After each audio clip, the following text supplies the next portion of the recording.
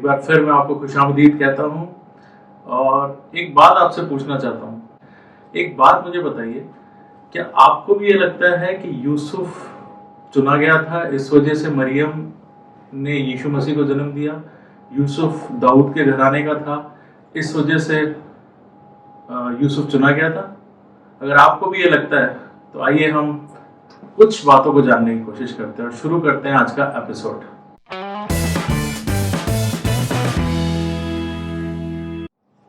आप सबको बहुत बहुत वेलकम एक बार फिर से बोलना चाहता हूं और हम आज का टॉपिक शुरू करते हैं। मैं कोई बहुत नई चीजें आपको नहीं बता रहा हूं। जैसे मैं आपको बताया कि आज मदर्स डे का टॉपिक है और पिछले हफ्ते ही हम लोगों ने मदर्स डे बनाया और कौन बेहतर कैरेक्टर हो सकता है जिसके बारे में बात की जाए। यीशु मसीह की माँ, माता Mariam, mother Mary, virgin Mary, हम बहुत सारे नामों से इनको जानते हैं, इनके बारे में हमने पढ़ा भी है। पर कई बार पता है क्या होता है कि जब हम किसी चीज के बारे में पढ़ते हैं, बहुत बार पढ़ते हैं, या किसी एक इम्पोर्टेंट कैरेक्टर के बारे में पढ़ रहे होते हैं, उसके आसपास के कैरेक्टर थोड़ा सा ओवरशैडो हो जाते हैं। और ऐसा ही होता है यीशु मसीह के साथ। जब यीशु मसीह की बात हो रही हो तो उसके आसपास के जो कैरेक्टर्स हैं वो कभी कभी यीशु मसीह से ओवरशैडो हो जाते हैं। यीशु मसीह इतना बड़ा कैरेक्टर है अपने आप में, इतिहास में, बाइबल में, कि उसके आसपास के जन थोड़ा छिप से जाते हैं। मैं आज आपसे बात करना चाहता हूँ मरियम के बारे में। कुछ ऐसी बातें जो शायद आपने पढ़ी होंगी या आप जानते होंगे, या कई बार हम लोग उसको मिस कर देते हैं, और कोशिश करेंगे कि माता मरियम के बारे में हम कुछ नई जानकारियां या उन पुरानी जानकारियों में से कुछ रिवाइव कर पाए। मैं आज जिस चैप्टर को बेस लेके शुरू करूंगा वो है लूका की इंजील, पहला अध्याय 26 से लेकर 38 आयत तक। और ये बहुत ही फेमस चैप्टर है, ये बहुत फेमस एक पैराग्राफ है, एक पैसेज है, जहां पे मरियम के सामने एक स्वर्गदूत आता है और उसको बताता है कि वो कैसे कुमारी होने के बावजूद गर्भवती होगी। और मैं इस पैसेज को नहीं पढ़ रहा हूँ, ये बहुत फेमस पैसेज है, अक्सर क्रिसमस के टाइम पे से वो पढ़ा जाता है, मगर इसके द्वारा मैं आपको कुछ चीजें बताना चाहता हूँ। जब ये सारा इंसिडेंट्स हुआ, जब वो स्वर्गदूत माता मरियम के पास आया या कुमारी मरियम के पास आया, तो आपको क्या लगता है कि मरियम की क्या उम्र रही होगी? अक्सर क्या होता है कि हमारे आसपास जो चीजें चल रही होती है हम उसी चीजों से, पुरानी चीजों को रिलेट करते हैं। यहाँ पर हिंदुस्तान में या दुनिया में कहीं भी जाए तो नॉर्मली जो शादी की एज होती है वो 23, 24, 25, 30 साल तक की होती है जब कुंवारी लड़कियां शादी करती हैं।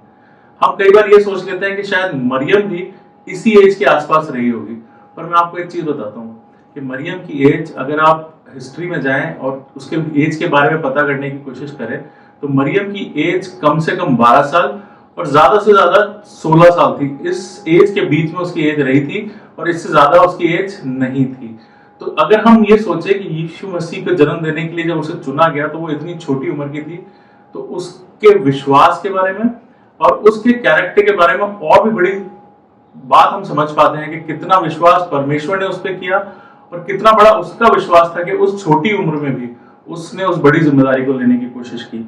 और जहाँ विश्वास की बात हो रही है मरियम के, मैं आपको एक चीज बताऊं, जो सिचुएशन में वो डाली गई थी, इतना बड़ा रिस्क था उसकी लाइफ में, उसकी जिंदगी पूरी बदलने वाली थी। वो किसकी माँ बनने वाली थी? एक परमेश्वर के बेटे की माँ बनने वाली थी। जब मैं अपने घर पे बच्चों को देखता हूँ, हम बात बात पे बच्चों को डांट देते हैं, क्या उसके दिल में ख्याल नहीं आता होगा कि मैं जिसे डांट रही हूँ वो परमेश्वर का पुत्र है? क्या वो डांट पाती? क्या वो संभाल पाती? जो दुख उसने झेले यीशु मसीह का, उसका बेटा होने की वजह से, अपने बेटे को उसने अपनी आंखों के सामने मरते हुए देखा और सबसे तड़पती हुई मौत उसने देखी।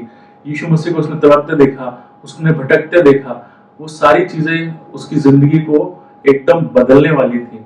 और आपको बात बताऊं, ये तो लंबी बात हो गई। छोटे टर्म में वो एक छोटी उम्र की महिला थी, लड़की थी, और अगर यूसुफ उसको छोड़ देता तो आप ये मानिए कि मूसा की व्यवस्था के अनुसार उस पर पथरवाह किया जाता, क्योंकि छोड़ने के बहुत ज्यादा रीजन नहीं थे। रीजन क्या होता? वो कुंवारी मां बनने वाली थी, यानी व्यभिचार के लिए पथरवाह करके मार दिया जाता। और इसके बावजूद भी उसने अपने परमेश्वर पर विश्वास किया। उसका विश्वास बहुत बड़ा था। वो तैयार हुई कि मैं अपनी जिंदगी को सचमुच में अपने परमेश्वर के प्लान के लिए बदल दूंगी। ये विश्वास उसको दुनिया से अलग बना दिया। मैंने आपको बताया उसका विश्वास बहुत बड़ा था।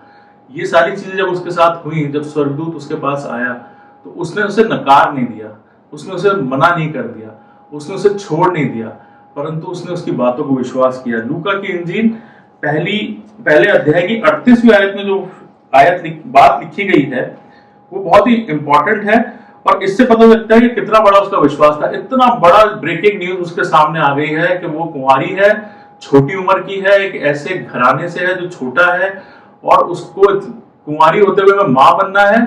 और उस समय में ऐसा होना बड़ा मुश्किल था और बड़ी तकलीफदेह हो सकती थी, और उसने उस चीज को हामी भरी। और 38वीं आयत में क्या कहती है, क्या लिखा है वहां पे? मरियम ने कहा, देख मैं प्रभु की दासी हूँ, मुझे तेरे वचन के अनुसार हो। तब स्वर्गदूत उसके पास से चला गया। देख मैं तेरी दासी हूँ और जैसा तेरा वचन हो वैसा मेरे साथ हो। उसने अपने आप को पूरा सरेंडर कर दिया। ये दिखाता है उसके विश्वास को। मैं अगर उस समय की शादियों के बारे में आपको बताऊं तो ये जो समय था जब यूसुफ से उसकी मंगनी हो चुकी थी और शादी होने वाली थी, ये मंगनी और शादी का जो कॉन्सेप्ट है ये नया कॉन्सेप्ट है। उस जमाने में जो मंगनी होती थी या जो बेट्रोथल होता था, उस चीज को शादी के बराबर ही माना जाता था। अगर पति को या लड़के को इस रिवाज के बाद, इस रस्म के बाद अगर लड़की को छोड़ना होता था तो वो तलाक देता था। अगर दोनों में से किसी की एक की डेथ हो जाती थी तो लड़की विडो कहलाती थी, लड़का विडोअर कहलाता था। और ये बकायदा पूरी शादी को पूरी तरीके से माना जाता था। जो उनके दुनियावी चीजें होती थी उसमें वो पति पत्नी ही माने जाते थे, मगर वो लोग साथ नहीं रहते थे। ये एक समय होता था 6 महीने से 1 साल तक का, जब लड़का शादी की अपनी तैयारियां करता था, लड़की अपनी तैयारियां करती थी। लड़की घर की चीजें बनाने के लिए तैयारियां करती थी, अपने आप को फिजिकली तैयार करती थी, मेंटली तैयार करती थी। लड़के की जिम्मेदारी होती थी कि वो अपना एक घर नया बनाए, या जिस घर में वो अपने माता पिता के साथ रहता है उसके साथ एक कमरा बनाए, एक ऐसा जगह बना दे जिससे वो दिखा सके कि हाँ मैं अपना परिवार शुरू करने के लिए तैयार हूं। तो ये ऐसा नहीं है कि वो एक ऐसी रस्म होती जाती थी या मंगनी ऐसी चीज थी जिसके बाद शादी तोड़ी जा सकती थी। शादी टूटती नहीं थी, और अगर टूटती थी तो उसका पूरा एक हिसाब किताब था, उसका एक तरीका था जो कि व्यवस्था ने दिया गया है। अब हम आगे चलते हैं। जब ये सारी चीजें हो गई तो मैंने आपसे एक बात पूछी थी, यूसुफ की वजह से मरियम चुनी गई। मैं इस चीज की डिटेल में नहीं जाना चाहता, और आज हम मदर्स डे का मैसेज शेयर कर रहे हैं, इसलिए मैं मरियम की बात करता हूँ। जिस दिन हम फादर्स डे का मैसेज शेयर कर रहे होंगे उस दिन हम यूसुफ की बात भी करेंगे। मगर मरियम का चुना जाना मुझे लगता है ज्यादा इंपॉर्टेंट था। कैसे था उसको हम जानने की कोशिश करते हैं। मरियम को ये बात कब पता लगी कि वो प्रेग्नेंट होगी या कुंवारी होकर जन्म देगी? ये पता चली जब सारी चीजें शुरुआत में थी। यूसुफ को ये बात कब पता चली? जब उसने ये सोचा कि मैं इसको त्याग दूंगा। त्यागने की बात जब उसके मन में आई तब उसको पता लगा कि इसको त्यागना नहीं है, ये परमेश्वर का बड़ा प्लान है। और अगर आपको इससे भी बढ़ के बात जाननी है तो मैं आपको किसी एक शख्स से मिलाना चाहता हूँ। वो शख्स कौन है? मेरे साथ निकालने मत्ती की इंजील, उसका पहला अध्याय और उसकी 11वीं आयत। यहाँ पर एक शख्स के बारे में बताया गया है और ये शख्स बहुत ही इंपॉर्टेंट है। ये पहला अध्याय है और इसमें यीशु मसीह की लाइनेज बताई गई है, जीनोलॉजी बताई गई है, और इस जीनोलॉजी में ये एक बहुत इंपॉर्टेंट कैरेक्टर। और कौन है ये? मेरे साथ पढ़ेंगे मत्ती 1:11, और वहां क्या लिखा है? और बंदी होकर बाबुल जाने के समय में योशिय्याह से यकोन्याह और उसके भाई उत्पन्न हुए। मतलब यीशु मसीह की जो ब्लड लाइन आ रही है या जीनोलॉजी आ रही है उसके अंदर एक व्यक्ति है यकोन्याह, और ये बहुत इंपॉर्टेंट व्यक्ति है। कौन है ये?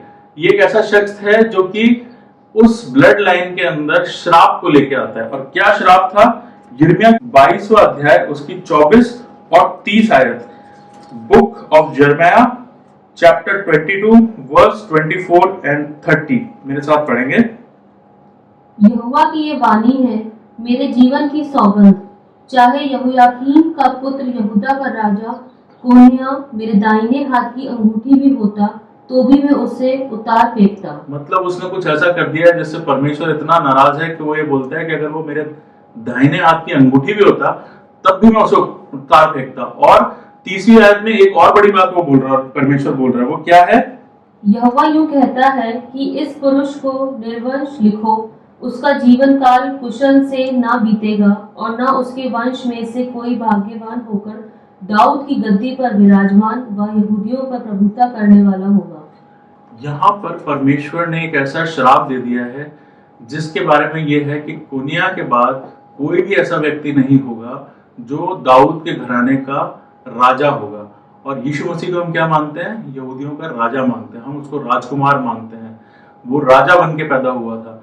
और यहाँ पर यहोवा ने खुद कह दिया है कि यकुनिया जो व्यक्ति है उसके बाद कोई ऐसा जन नहीं होगा जो राजा बनेगा। तो यहाँ पर एक बैरियर लग गया कि अगर वो दाऊद से शुरू होकर और यूसुफ तक जो उसकी वंशावली जाती है उसमें अगर वो फिट होता है तो वो राजा नहीं कहलाया जा सकता था, क्योंकि यहोवा ने खुद कह दिया था। और कौन है ये यकुनिया? यकुनिया को अगर आप अलग अलग चैप्टर्स में पढ़ेंगे तो अलग अलग नामों से पुकारा जाता है। कहीं वो कोनिया कहा जाता है, कहीं वो यकुनिया कहा जाता है। इंग्लिश की बाइबल में जकोनिया, जकोनियास, कोनिया, इन नामों से उसे जाना जाता है। और अगर आप बाइबल को पढ़े, राजाओं की किताब को अगर आप पढ़ेंगे तो उसमें आपको पता लगेगा कि यकुनिया के बाद में एक ही व्यक्ति था जिसने लीड किया यहोवा को। कौन था वो था सिदकिया। सिदकिया को जब बेबीलोन के यहाँ पे वो लोग बंदी चले गए थे, तब सिदकिया एक ऐसा व्यक्ति था जिसको लीडर बनाया गया था। राजा नहीं बनाया गया था, उसको यहूदियों का लीडर बनाया गया था। और यहूदियों का लीडर बनाने का मतलब ये था कि वो राजा नहीं है, अधीनता में वो बेबीलोन के ही थे, मगर वो व्यक्ति यहूदियों का लीडर था। मगर खास बात यहाँ पे जानने की ये है कि जो सिदकिया था ये भी यकोनिया का चाचा था। उसके नीचे की ब्लड लाइन नहीं थी, उसके ऊपर की ब्लड लाइन थी। तो यहाँ पर एक बैरियर लग गया है। तो मुझे लगता है कि यहाँ इस चीज से हम मान सकते हैं कि दाऊद के घराने की अगर हम बात कर रहे हैं तो वो यूसुफ से तो पूरी नहीं हो सकती थी कि वो एक राजा उनके घर में जन्म लेता। तो ये क्या बात है, कहां से वो राजा मान लिया जाए उसको, यीशु मसीह को? तो इसके लिए हम आते हैं लूका की इंजील में 3:23 से। अगर आप 3:23 खोलेंगे लूका की इंजील में तो वहां पे क्या लिखा है, वहां पे भी एक वंशावली दी गई है और यीशु मसीह की वंशावली दी गई है। और 23वें आयत में यहाँ कुछ ऐसा लिखा है, जब यीशु आप उपदेश करने लगा तो लगभग 30 वर्ष की आयु का था और जैसा समझा जाता है यूसुफ का पुत्र था और वह एली का। अगर आप मत्ती की इंजील में जाके ये वंशावली पढ़ेंगे तो यूसुफ के पिता का नाम याकूब था और यहां पर दिया गया है एली का नाम। अब यहां पर आप ये समझिए कि एक व्यक्ति के दो पिता नहीं हो सकते। ये वंशावली है मरियम की वंशावली। मरियम क्योंकि लेडी थी, महिला थी, और उस समय महिलाओं की इतनी पूछ नहीं होती थी, इतनी जगह पर उनको नाम नहीं दिया जा सकता था। तो यहाँ पर यूसुफ की वंशावली बोल के उसे बोला गया है। वो लोग एक ही यूनिट कहलाते थे और यूसुफ की वंशावली को यहाँ पे दर्शाया गया है। मगर ये वंशावली एक्चुअली मरियम की वंशावली है। और इसमें अगर आप ऊपर जाएंगे तो दाऊद के बाद नातान से ये वंशावली आगे बढ़ती है, जब इस वंशावली के अंदर यकुनिया नहीं आता है। जबकि मत्ती की इंजील में जो वंशावली दी गई है उसमें सुलेमान, और सुलेमान से आगे चलते हैं तो यकुनिया, और यकुनिया से आगे बढ़ते जाएंगे तो यूसुफ तक वो वंशावली आती है। यानी कि एक बात और आप समझ लीजिए कि ये एक बड़ा बैरियर था। अगर हम टिक मार्क करने की कोशिश करें कि कैसे यीशु मसीह के लिए मरियम को चुना गया था और शायद यूसुफ को नहीं चुना गया था, इसके लिए अगर हम टिक मार्क शुरू करें तो क्या टिक मार्क बनते हैं? मरियम दाऊद वंशी थी और दाऊद वंशी के घराने से यीशु मसीह का आना लाजमी था। कहाँ लिखा है ये? यिर्मयाह की किताब 23वां अध्याय और उसकी 5वीं आयत। यहाँ पढ़ने की जरूरत नहीं है, आप इसे निकाल के पढ़ लीजिएगा। मगर यहाँ पे साफ साफ लिखा है कि जो भी राजा जन्मेगा वो कहां से होगा? वो दाऊद वंशी होगा, दाऊद के घराने से होगा। मगर यूसुफ दाऊद के घराने से होने के बावजूद एक बीच में एक ऐसा बैरियर था कि वो जन्म जो था यीशु मसीह का वो यूसुफ से नहीं हो सकता था, वो कुमारी से जन्मेगा। कुमारी से जन्मेगा, यशायाह 7:14 में लिखा है कि वो जो एक कुमारी गर्भवती होगी और उससे जो बच्चा पैदा होगा उसका नाम इमानुएल रखा जाएगा। और यही बात यहाँ पे पूरी होती है, कुमारी से जन्म लेने वाला यीशु मसीह था। तीसरी बात को अगर हम टिक करें तो सबसे पहली भविष्यवाणी जो यीशु मसीह की बोली जाती है वो होती है उत्पत्ति की किताब 3:15। और मैं चाहूंगा इसे पढ़ लिया जाए क्योंकि एक इंपॉर्टेंट वर्स है। उत्पत्ति की किताब 3:15 में लिखा है और ये जो बात बताती है कि वो बीज मरियम का होगा। क्या लिखा है वहां पे उत्पत्ति की किताब 3:15 के अंदर? और मैं तेरे और इस स्त्री के बीच में और तेरे वंश और इसके वंश के बीच में। अब यहाँ पर आप देखिए, तेरे वंश और इसके वंश। तेरा वंश मतलब शैतान का वंश या सांप का वंश, और इसके वंश मतलब महिला का वंश। वंश कभी महिला का नहीं कहा जाता। उत्पत्ति की शुरुआत से, बाइबल की शुरुआत से, इतिहास की शुरुआत से वंश हमेशा पुरुषों का होता है। मगर यहाँ टेक्निकली स्पेसिफिकली एक बात लिखी गई है कि इसके वंश में। अब आप आगे इसको पढ़ेंगे तो क्या लिखा है? बैर उत्पन्न करूंगा, बैर उत्पन्न होगा, वह तेरे सिर को कुचल डालेगा, वह तेरे सिर को कुचल डालेगा, और तू उसकी एड़ी को डसेगा। और तू उसकी एड़ी को डसेगा। ये सबसे बड़ी बात है। अगर आप इसको इंग्लिश की बाइबल में आप पढ़ेंगे तो यहाँ पर सीड वर्ड इस्तेमाल हुआ है। आप ये मानिए कि सीड जो होता है वो कभी भी महिला का नहीं होता है, सीड आता है पुरुष से।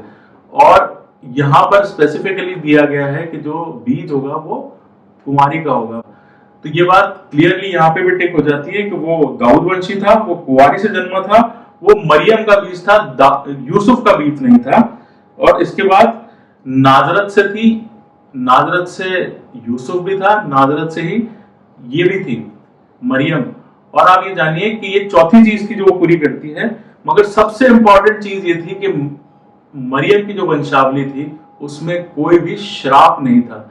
और दाऊद की वंशावली में श्राप की वजह से एक ऐसा बैरियर था कि उसकी वंशावली में से राजा पैदा नहीं हो सकता था। अब मैं इसमें आशीष की बात क्या है, मदर्स डे का मैसेज क्या है, मैं आपसे बात करना चाहता हूँ। आज सारी महिलाओं से, आज सारी मम्मी से, आज सारी माताओं से बात करना चाहता हूँ। और मैं आपसे ये कहना चाहता हूँ कि हो सकता है आपको लगता है कि आपकी इंपॉर्टेंस किसी घराने में, किसी की जिंदगी में इतनी ना हो सकता है कि आपको लगता है कि आपका जो जन्म हुआ है वो आपको चीजों में छोटा कर देता है।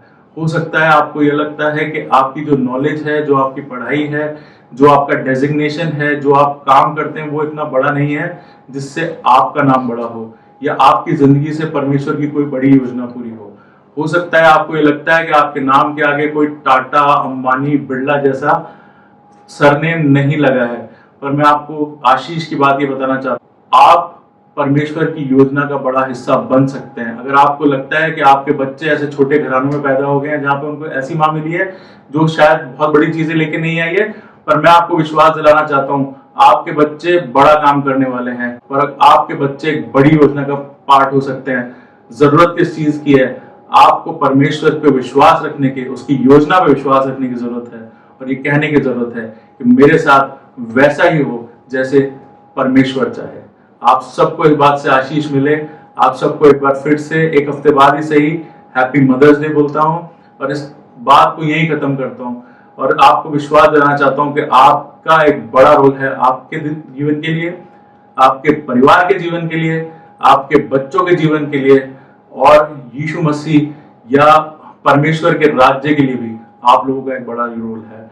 आप माताएं हैं, आप नए जनरेशन को तैयार करने वाली हैं।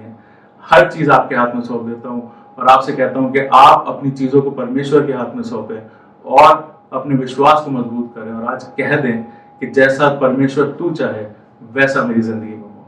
आप सबको एक बार फिर से जय मसीह की।